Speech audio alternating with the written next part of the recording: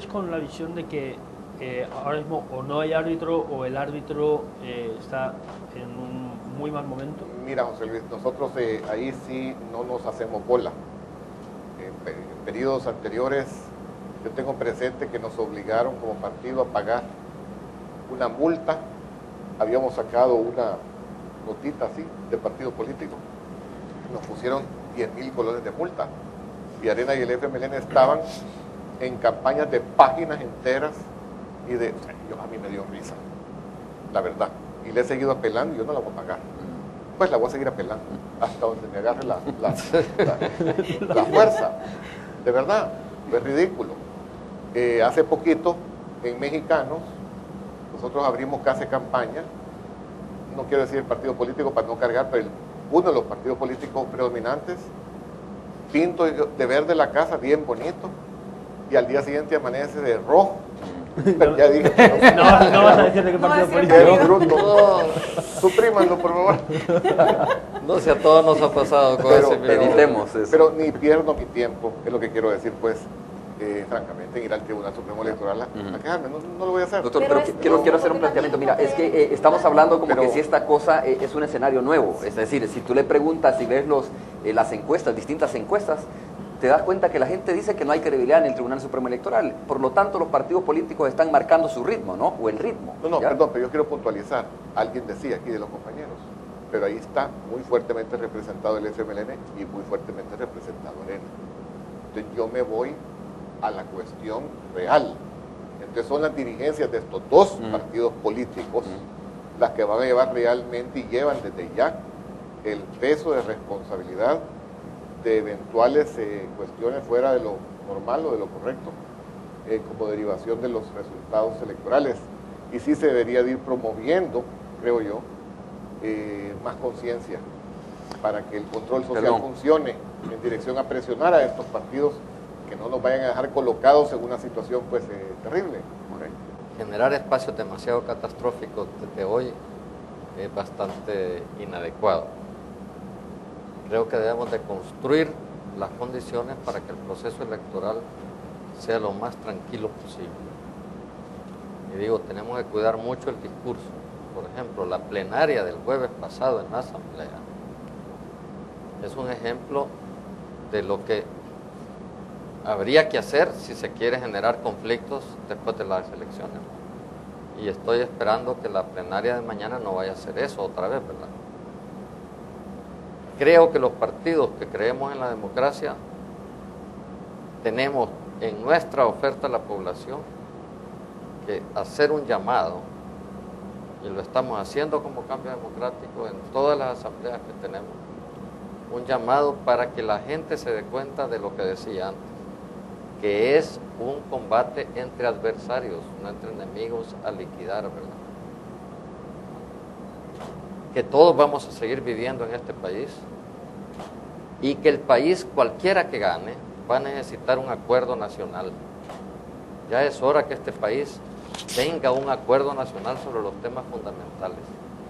Estamos entrando en un proceso de crisis económica que cada vez que uno pone los programas económicos o lee la información económica especializada, como me toca a mí por mi profesión, uno se da cuenta que esto no ha tocado fondo todavía, ¿verdad? Y no se va a enfrentar con estos pleitos verdaderamente de pueblo chico que no se da cuenta de la dimensión de lo que está sucediendo. El país va a necesitar acuerdo nacional. Nosotros tenemos que ser, y como Cambio Democrático intentamos hacerlo, promotores de reales acuerdos nacionales, que no es la comisión multidisciplinaria la que lo resuelve, ¿verdad? Esa es una comisión asesora del presidente. Allí no se toman compromisos, se hacen propuestas. Aquí lo que necesitamos es generar un gran compromiso nacional. Y la forma en que se haga la campaña, sin descalificaciones, es la que va a permitir un acuerdo. Como decía Julio, la incapacidad, yo también lo hacía notar, del gobierno de poder sentarse, de concebir que debía sentarse a llegar a acuerdos sobre los créditos, pese a los acuerdos que se hacían con el señor ministro de Hacienda. es lo que llevó hasta la violación constitucional. Pero hoy eso cada vez va evolucionando y se va volviendo más grave. Hoy necesitamos acuerdos de nación para enfrentar los precios del petróleo, para enfrentar los precios de los alimentos, la exacerbación de las condiciones de vida precarias de una buena parte de la población, que en este país disminuye la pobreza porque tenemos migración, no por las políticas económicas, ¿verdad? Entonces tenemos que tener una política económica clara que disminuya la pobreza, que no la hemos tenido. Doctor, solo quiero presentar un escenario. Esto de la campaña polarizada y lo que puede pasar, lo que está pasando con la bandera, que es bastante más show que otra cosa, ¿no? Obviamente, lo puede leer uno de esa manera. Es el presagio de lo que va a ser un gobierno, indistintamente de quién gane en las próximas elecciones. Pregunto, es decir, ¿cuál es el escenario más caótico, doctor Parker? ¿Cuál, a su juicio, a juicio de la democracia cristiana, es el escenario entonces más caótico? Post-elecciones 2009, ¿ganando un FMLN o ganando un partido Arena?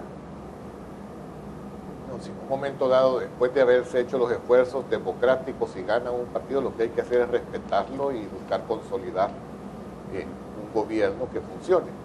Y esa pasaría a ser, a partir del mismo instante, la responsabilidad de todos nosotros.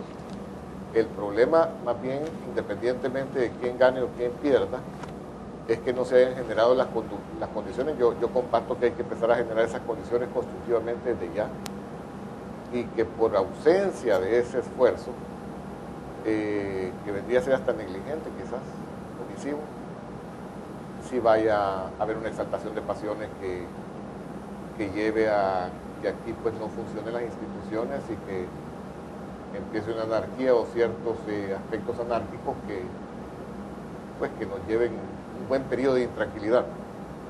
Es decir, creo que es emblemático lo que ocurrió en México, que pudo haber ocurrido, y nos debe de orientar ese ejemplo a que como que debiéramos tomar medidas desde ya. Ahora, le preguntaba esto porque intuía en una intervención suya que descalifica, digamos, al FMLN, ¿no? O lo que puede hacer el FMLN después de las elecciones.